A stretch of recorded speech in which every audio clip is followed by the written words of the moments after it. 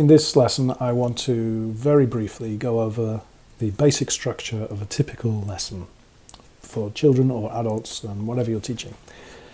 There's three parts, as there often is in these videos. There's three parts of a lesson, and very simply, there's the beginning, the middle, and the end, as there is in all life, beginnings, middles, and ends. But if you think about the beginning, you're going to introduce the topic or welcoming in the kinds of things that you're going to be doing for the rest of the lesson.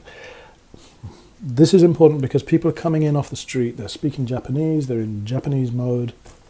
You need to just, like the genkan, they've got to take their Japanese shoes off and they're into the world of English. So that's the purpose. So a lot of people skip the beginning bit, but it's actually very important to set the mood and set the theme. With adults, you might be talking about the topic that you're going to be using. Or with kids, you play a game that maybe introduces some elements of what you're going to be teaching. But it should be fun and it's fairly easy. It could be review of what you've been doing last time. But it's got to be fun and welcoming.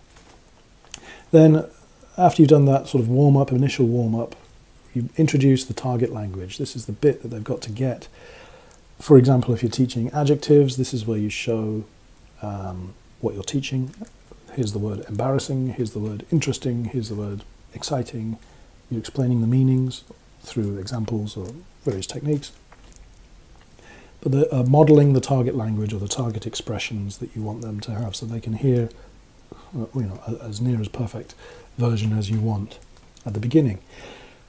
That's the opening part. Then the middle and the main section of the lesson, if you have a 45-minute lesson, maybe like the middle 30 minutes or so, is where they're practicing using this new expression. They maybe understand the meaning of what they're saying, but they're having difficulty pronouncing it or difficulty remembering it or any number of difficulties. That's okay. The middle part of the lesson is where they're practicing, and you're encouraging them to practice, and you're correcting them when they make mistakes until they get a fairly decent level of what they're saying so that it's pronounceable and understandable and they seem to understand what they're saying. Then let them keep practicing and let them keep doing it. This is where you're playing some language games with kids.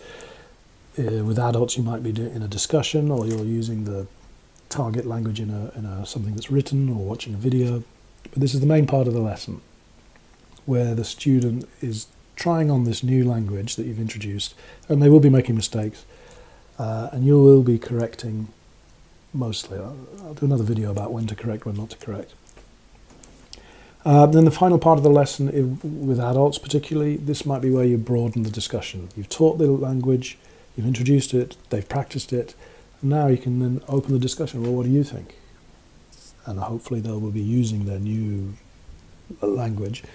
And I don't tend to correct just there because they're going to make mistakes. But hopefully they will be able to use what you've taught them and enjoy playing with it. With children, you might play a game that uses some of the language. You might play a bingo game and use some of the questions that you've been working on, or if it's the vocabulary, just drop that in there, but playfully. The goal of the end part of the lesson is to show the students that they have learned something, leave them happy. This is where you give children gold stickers and adults shots of whiskey, maybe, and leaving everybody with a good taste in their mouth. And if you've done that, if you've followed that basic structure for most of your lessons, you're onto a winner.